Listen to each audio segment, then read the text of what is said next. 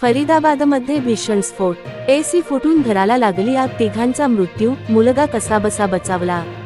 नमस्कार मंडळी, हरियाणातील फरीदाबाद शहरात मध्यरात्री एक हृदय पिळवटून टाकणारी घटना घडली आहे।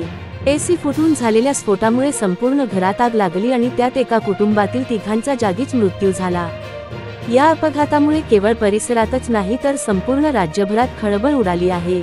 स्थानिकांनी दिलेल्या माहितीनुसार रात्री साधारण 2 वाजण्याच्या सुमारास घरात बसवलेला एसी अचानक प्रचंड आवाजाने फुटला। स्फोट इतका मोठा होता की संपूर्ण परिसर हादरून गेला। काही क्षणातच घर धुराने आणि आगीने वेढलं गेलं। स्फोटानंतर घरात प्रचंड आग पसरली। घरातील सदस्यांना बाहेर पडायलाही वेळ मिळाला नाही। यात घरातील आईवडील आणि आजीचा मृत्यू झाला। दुर्दैवाने घरात असलेला त्यांचा पाळीव कुत्रा देखील जळून गेला।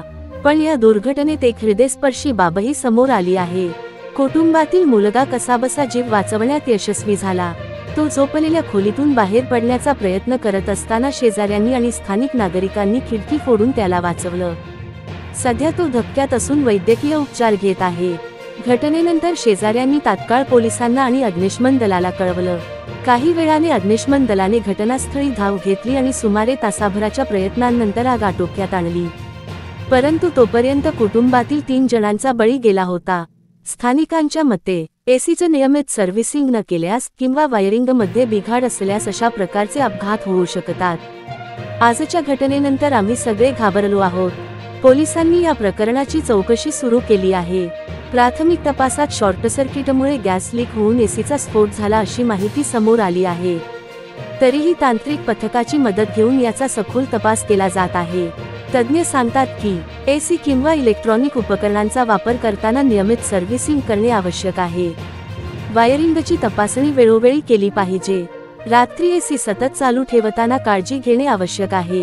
ही घटना सर्वांसाठी मोठा धडा आहे। निष्काळजीपणामुळे एका कुटुंबातील 3 जीव गमावले गेले। त्यामुळे नागरिकांनी सावधगिरी बाळगणं गरजेचं आहे। थोडक्यात सांगायचं तर फरीदाबादमधील हा एसीचा स्फोट फक्त अपघात नाही तर तो एक मोठा इशारा आहे।